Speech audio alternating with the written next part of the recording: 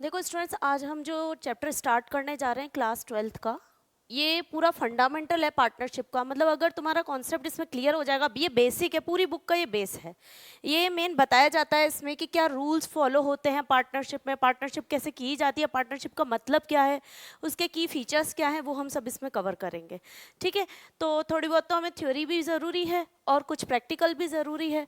तो हम सबसे पहले ये देखेंगे कि पार्टनरशिप है क्या, उसके बेस पर हम उसके फंडामेंट्स देखेंगे, उसमें कैसे अकाउंटिंग की जाती है, कैसे पार्टनर्स जो है ट्रीटमेंट करते हैं अकाउंट्स का, लॉस के टाइम पर कैसे ट्रीट करते हैं, प्रॉफिट के टाइम पे कैसे करते हैं, लोन देते हैं तो कैसे इंटरेस्ट लेते हैं, ये सारी चीज़ें हम इस चैप्टर में क्लियर करेंगे।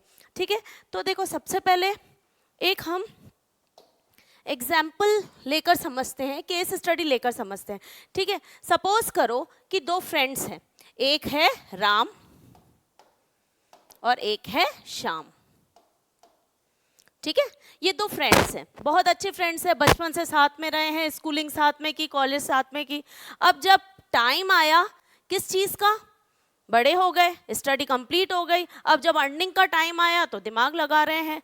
दिमाग क्या लगा रहे हैं कि ये जो दोनों जने, इसमें से राम जो है वो बहुत हार्ड वर्कर है, साथ में इसके पास स्किल्स भी हैं।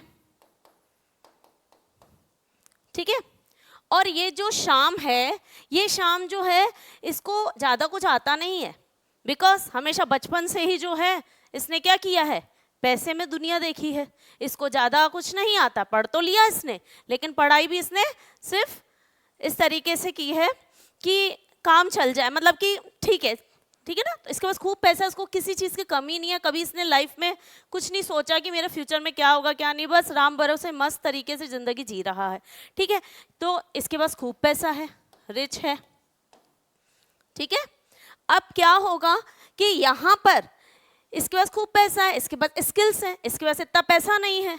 दोनों ने विचार किया कि क्यों ना मिलकर दोनों क्या करें, बिजनेस स्टार्ट करते हैं। क्योंकि इसके पास पैसे की कमी है, इसके पास किसकी कमी है, इसके पास पैसे की कमी है और इसके पास स्किल्स की कमी है। दोनों ने मिलकर जो है स्टार्ट किया, और जब साथ में मिलकर ये दो या दो से ज़्यादा जब साथ में मिलकर बिजनेस स्टार्ट करते हैं तो इसको बोला जाता है पार्टनरशिप।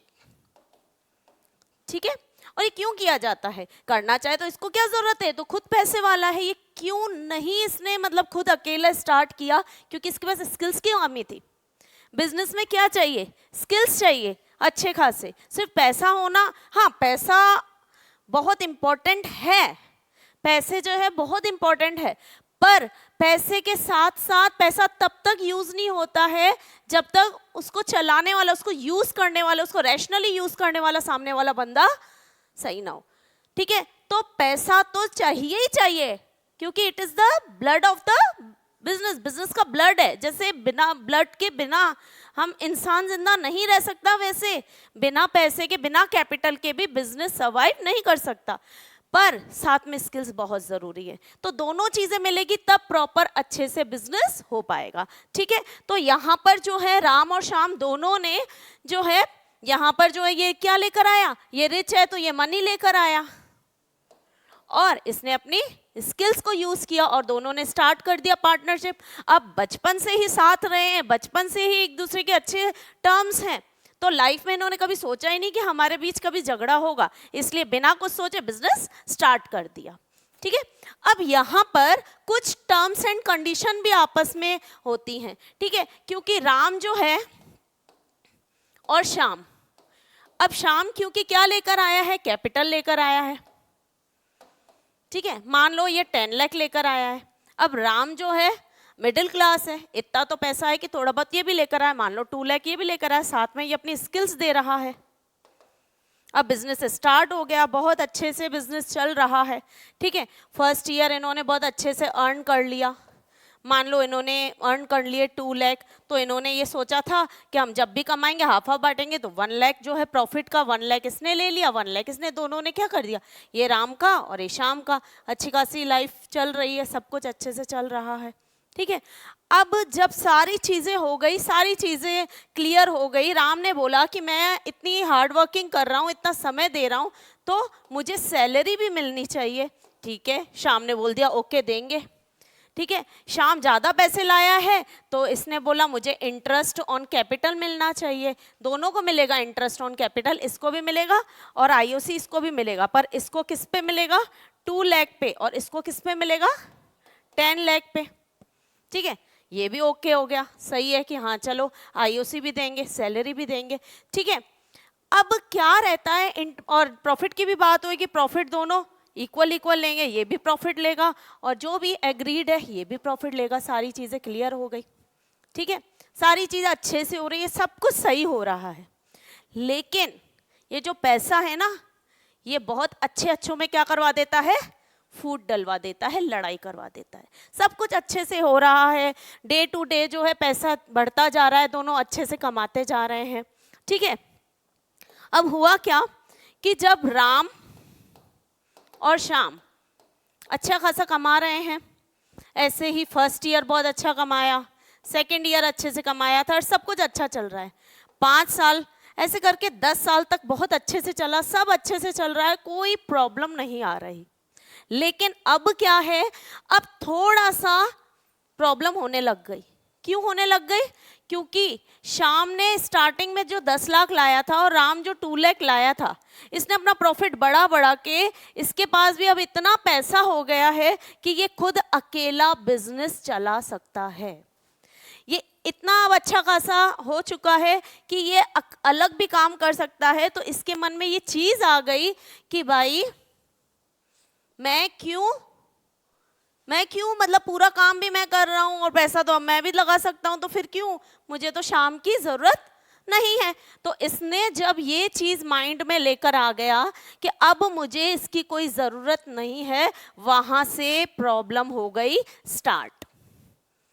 वहां से प्रॉब्लम क्या स्टार्ट हुई, ये सैलरी लेता था वहां तक ठीक है, ये जो इंटरेस्ट ले रहा है वहां तक भी ठीक है, प्रॉफिट की बात आ रही है तो ये बोल रहा है कि मैं इसको हाफ प्रॉफिट क्यों दूं मैं प्रॉफिट इसको हाफ। ये तो स्लीपिंग पार्टनर है, पैसा लगा के सो गया है, कुछ काम ही नहीं करवाता है, सारा काम मैं करता हूँ, पूरी मेहनत मैं करता हूँ। ये तो आईओसी भी ले रहा है, प्रॉफिट भी ले रहा है, और आईओसी की क्या बात है, प्रॉफिट क्यों दूं इसको, क्योंकि पूरा काम मैं कर रहा हूँ, मेरी स्किल्स यहाँ पर है, मेरे बिना तो बिजनेस चल ही नहीं रहा है। ठीक है, फिर यहाँ पर ये जो है सारी चीजें हो गई तो इसके मन में आ गया और यहाँ से प्रॉब्लम स्टार्ट हो गई। यहाँ पे डिस्प्यूट, मन में जब मनमुटाव आ जाता है फिर मजा नहीं आता है। और ये जो बिजनेस है, ये जो पार्टनरशिप है, ये फेथ का है, ये रिलेशन है, 2 या 2 लोगों के बीच में रिलेशन बनाना है। यहाँ रिलेशन फेथ का है, ट्रस्ट का है।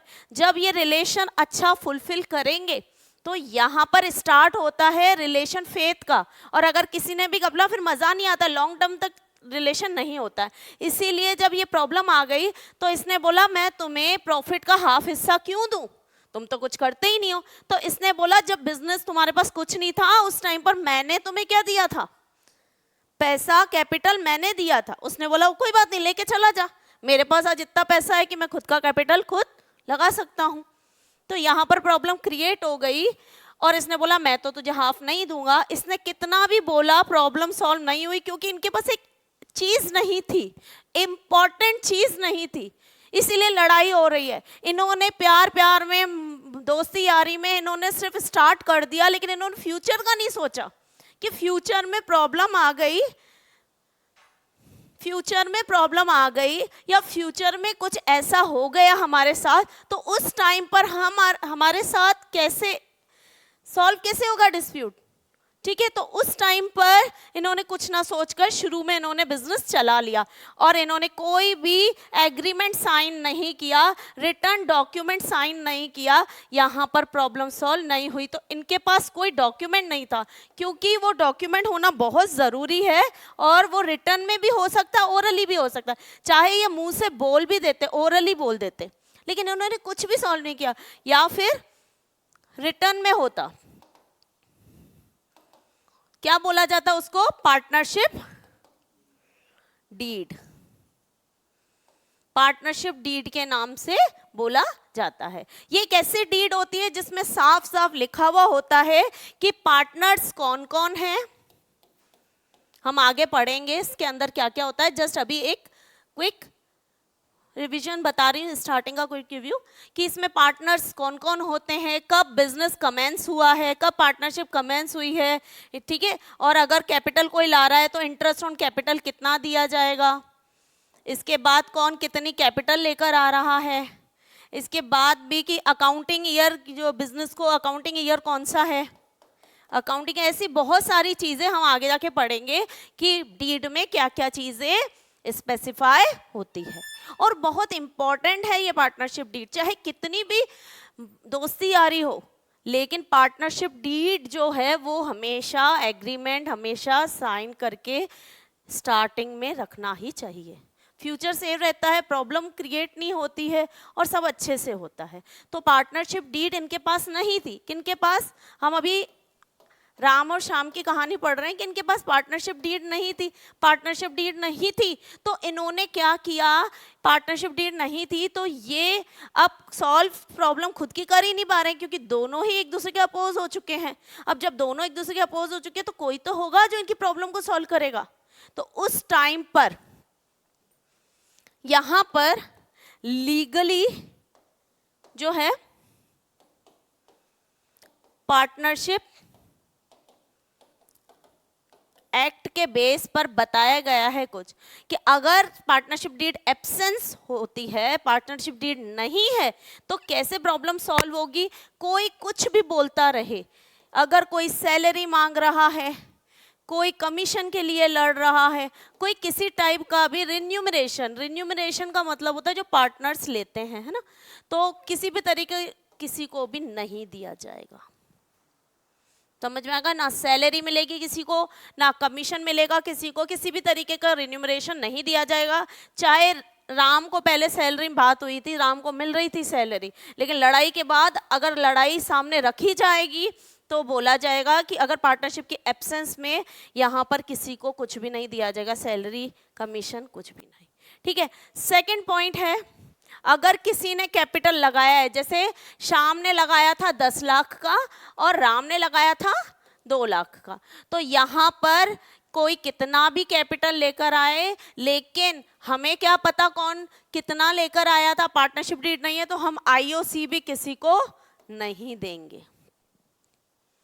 और अगर पार्टनर्स बिजनेस से कुछ पैसा विड्रॉ करके एज अ ड्राइंग लेके गए हैं, घर के कामों के लिए लेकर गए हैं, और अब उनका फर्ज बनता है कि वो बिजनेस का पैसा लेकर गए तो इंटरेस्ट के साथ दें, पर यहाँ पर हमें क्या पता कौन कितना लेकर गया है। पार्टनरशिप की एब्सेंस में इंटरेस्ट ऑन ड्राइंग भी नहीं लिया जाएगा। इनका इंटरेस्ट ऑन ड्राइंग क्या है, बिजनेस के लिए एक तरीके की इनकम है, तो जब हम उनको इंटरेस्ट ऑन कैपिटल दे नहीं रहे हैं तो हमारा कोई हक नहीं है कि इंटरेस्ट ऑन ड्राइंग भी ले। जब इंटरेस्ट ऑन कैपिटल के बारे में हम अननोन है तो आईओडी के बारे में भी, इंटरेस्ट ऑन ड्राइंग के बारे में भी हम अननोन ही हैं, ठीक है।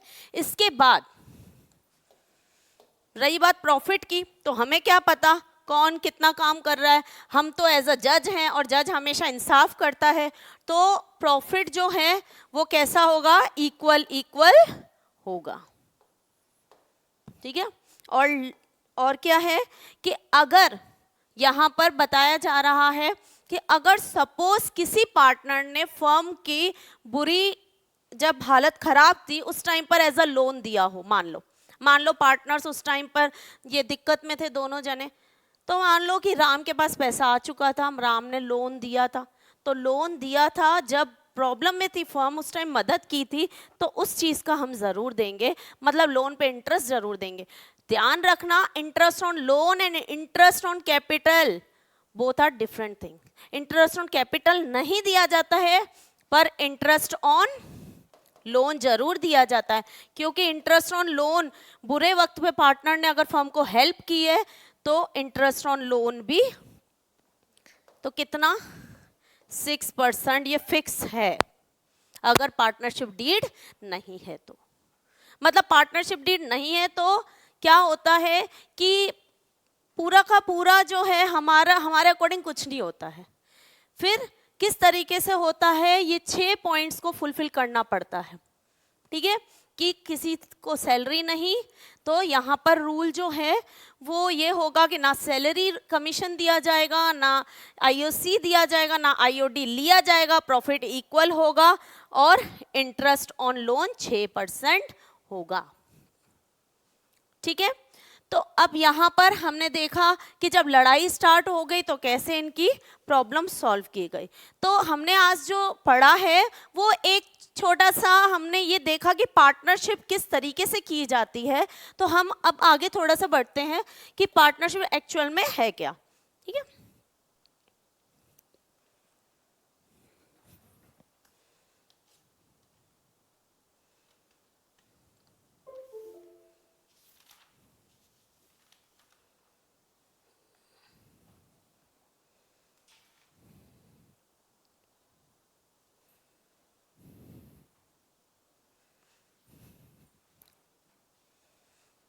सो स्टूडेंट सबसे पहले क्योंकि हम चैप्टर ही स्टार्ट कर रहे हैं पार्टनरशिप, तो हमें ये तो पता होना ही चाहिए कि पार्टनरशिप आखिर है क्या।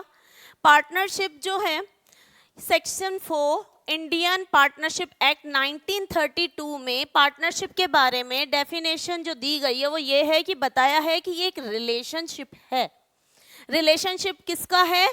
Between persons. अब पर्सन्स क्या होंगे? एटलीस्ट 2, ठीक है, 2 होंगे और 2 और मोर, 2 से ज्यादा। पर ज्यादा भी कितने? ज्यादा भी रिस्ट्रिक्शन है 50 तक।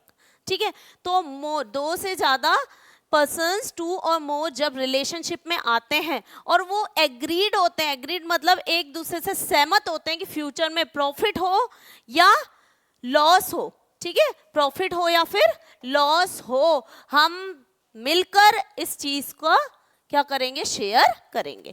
ठीक है, और एक और इंपॉर्टेंट बात, ये जो बिजनेस करते हैं वो बाय ऑल और any of them acting for all, कि हो सकता है कि इसमें से जैसे अभी राम था और दूसरा क्या था? श्याम।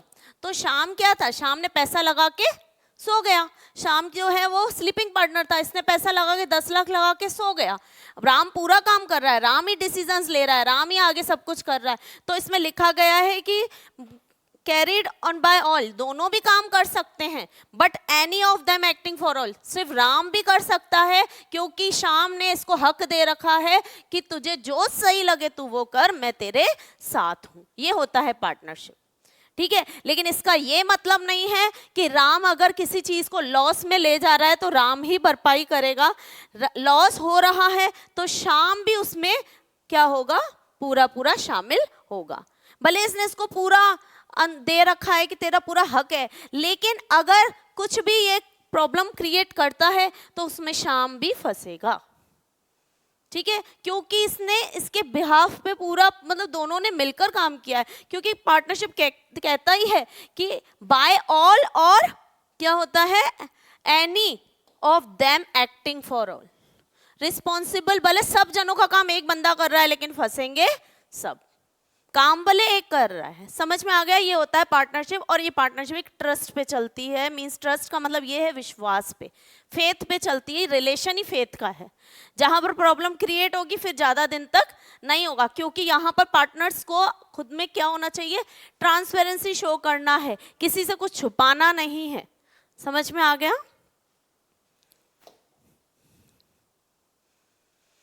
अब हम पार्टनरशिप के कुछ एसेंशियल, कुछ इंपॉर्टेंट पॉइंट्स की तरफ चलते हैं जिसमें हमें क्लियर हो जाएगा कि पार्टनरशिप क्या इंपॉर्टेंट कुछ चीजें हैं जो हम पढ़ेंगे पार्टनरशिप के बारे में। तो सबसे पहली चीज कि पार्टनरशिप जो है उसमें जो लॉज फॉलो किया जाता है पार्टनरशिप में वो किसमें होता है? इंडियन पार्टनरशिप एक्ट 1932 के अंदर जितने लॉज आता है पार्टनरशिप को चलाने के लिए वो किसमें है?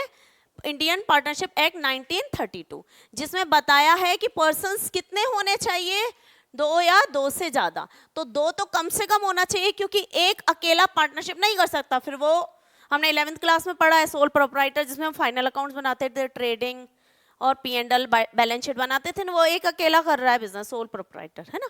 यहाँ पर कम से कम 2 होने चाहिए और मैक्सिमम 50 होने चाहिए।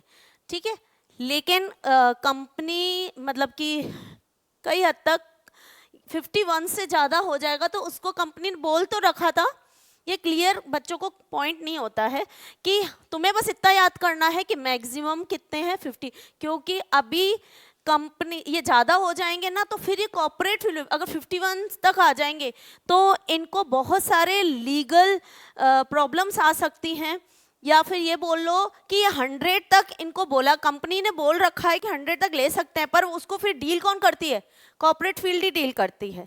लेकिन पार्टनरशिप को 50 तक ही बोला गया, 51 होगा तो फिर उनको एज अ कॉर्पोरेट फील्ड में कंपनी में ले जाएंगे, क्योंकि कंपनी में तो ज़्यादा हो सकते हैं। तो अभी पार्टनरशिप में 50 को ही आगे रखा गया है। अगर 50 की 51 होगा तो अगर किसी कारण से कोई प्रॉब्लम आती है तो फाइन चार्ज भी हो सकता है इनके ऊपर किसी कारण से। समझ में आ गया? तो तुम्हें तो अभी सारी चीज़ें दिमाग से हटा दो, सिर्फ ये ध्यान रखना मिनिमम 2 एंड मैक्सिमम 50, ठीक है? और ये किस में दिया गया? रूल 10 ऑफ कंपनीज, ठीक है, 2014। ये अभी चेंज हुआ था, जिसमें मतलब 50 पहले तो क्या था कि इंडियन पार्टनरशिप एक्ट 1932 में तो मैक्सिमम लिमिट दी हुई नहीं थी, बस मिनिमम दिया था 2 और मैक्सिमम कुछ नहीं लिखा हुआ था। लेकिन फिर बीच में कंपनीज एक्ट को 2014 में आना पड़ा और उन्होंने बताया कि 100 ले सकते हैं, लेकिन जो लीगली लिया गया है, क्योंकि 51 से ज़्यादा लेंगे तो प्रॉब्लम क्रिएट होगी, तो उन्होंने फिर मानी कितनी? 50 ही मानी है। 100 बोला गया था, लिमिट दी गई थी, पर मानी कितनी गवर्नमेंट ने? 50 ही मानी है। समझ में आ गया? अगर अपन अपनी मर्जी से 50 के 51 लेते हैं तो कोई प्रॉब्लम होगी तो गवर्नमेंट पेनल्टी लगा सकती है, ठीक है? फिर आते हैं कि एक इंपॉर्टेंट पॉइंट कि जो पार्टनर्स होंगे सबसे पहले वो साउंड माइंड के होने चाहिए। मतलब कि किसी भी कारण से मतलब जिनका दिमाग बिल्कुल सही सलामत होना चाहिए, किसी भी कारण से हम किसी भी मतलब थोड़ा सा भी किसी को प्रॉब्लम होती है, इश्यू होता है, या वो समझने में उसको दिक्कत होती है, या एक तरीके से हम बोल सकते हैं कि जो थोड़े से लूंटिक पर्सन होते हैं ना, जैसे पागल थोड़े से, वैसे लोगों को हम पार्टनरशिप में इन्वॉल्व नहीं कर सकते। जिनकी साउंड अच्छी खासी नॉलेज हो उनको ही पार्टनरशिप में, क्योंकि अगर हमने ऐसे किसी को ले लिया तो वो कोई प्रॉब्लम क्रिएट करेगा तो वो बच सकता है, क्योंकि उसके में समझ ही नहीं है, ठीक है? तो इसीलिए फिर फंसेगा कौन? उसके साथ हम पार्टनरशिप कर ही नहीं सकते, है ना? फिर आता है नॉट डिस्क्वालीफाई, कि किसी कारण से उसने कोई ऐसा काम नहीं किया हो जिससे लॉ ने उसको डिस्क्वालीफाई कर रखा हो, ठीक है? कोई ऐसा गलत कि कोई इसके ऊपर कोई आरोप नहीं हो या कुछ भी ऐसा नहीं, ऐसे बंदे को हम पार्टनर नहीं कर सकते, ठीक है? फिर है बहुत इंपॉर्टेंट पॉइंट है ये माइनर का। अगर हम किसी बच्चे को, आजकल इन बच्चे भी बहुत उस्ताद हो गए हैं, है ना? तो कुछ लोग सोचते हैं कि क्यों ना हम इस बच्चे को, एक बहुत सारे बच्चे हैं पहले के टाइम पर इतनी टेक्नोलॉजीज नहीं थी, आजकल बच्चा बहुत अच्छे से हर चीज़ यूज़ कर रहा है, उनको बहुत अच्छे से सॉफ्टवेयर्स भी यूज़ करने आ गए हैं। आजकल इस फील्ड में बच्चे बहुत आगे हैं, टेक्नोलॉजी की फील्ड में। तो अगर यहाँ पर अगर माइनर को पार्टनर लेंगे तो ध्यान रखना, पहली बात तो माइनर को लेना नहीं, अगर ले रहे हो तो लॉस होगा, तो माइनर उसके लिए क्या नहीं है, उसके लिए किसी भी कारण से रिस्पॉन्सिबल नहीं है। तो माइनर को ले रहे हो तो लो, पर can only be admitted to the benefit, सिर्फ बेनिफिट प्रॉफिट्स के लिए ही होगा, नॉट इट्स लॉसेस, लॉसेस के लिए नहीं होगा। फिर अभी हमने देखा एग्रीमेंट, एग्रीमेंट का मतलब पार्टनरशिप। तो पार्टनरशिप डीड जरूर होनी चाहिए, जरूर तो नहीं लगाएंगे, मतलब अच्छा होगा, होनी चाहिए, नहीं हो तो चल जाएगा बिजनेस, लेकिन अच्छा होगा। एक सजेशन एडवाइस दी जाए तो बिजनेस में पार्टनरशिप डीड का होना अच्छा है, आगे फ्यूचर में डिस्प्यूट सेटलमेंट के लिए इजी रहता है, ठीक है? तो ये जो एग्रीमेंट होना चाहिए वो रिटर्न भी और ओरल भी हो सकता है, ठीक है? और जो रिटर्न एग्रीमेंट है उसको पार्टनरशिप डीड बोला जाता है। इसके बाद आते हैं हम कि पार्टनरशिप एक तरीके का बिजनेस है। पार्टनरशिप एक तरीके का क्या है? बिजनेस है। मतलब ये है कि जैसे कंपनी और बिजनेस होता है, ठीक है? तो पार्टनरशिप बिजनेस में आता है, क्योंकि अगर कंपनी जो होगी फिर कंपनी को कंपनी के लॉस के अकॉर्डिंग चलाया जाएगा, उनका प्रोसेस पूरा अलग होता है। तो बिजनेस जो है यहाँ पर ये पार्टनरशिप बिजनेस के अंदर लिया जाता है, ठीक है। The partnership must be establish specifically to carry out a legal business, कि मतलब बिजनेस के बारे में बता रहे हैं कि पार्टनरशिप जो है एक लीगल बिजनेस की तरह चलाया जाता है, ठीक है, कंपनी नहीं बोला जाएगा। इसके बाद बात आती है प्रॉफिट शेयरिंग की। तो एग्रीमेंट में साफ साफ प्रॉफिट शेयरिंग लॉसेस का रेशियो लिखा हुआ होना चाहिए। अगर ऐसा नहीं है तो इन एब्सेंस, अगर नहीं है एग्रीमेंट तो फिर क्या होगा, इक्वल।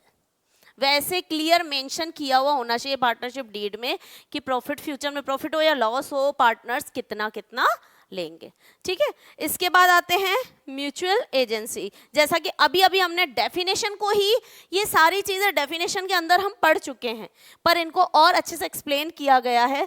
ये बोल रहे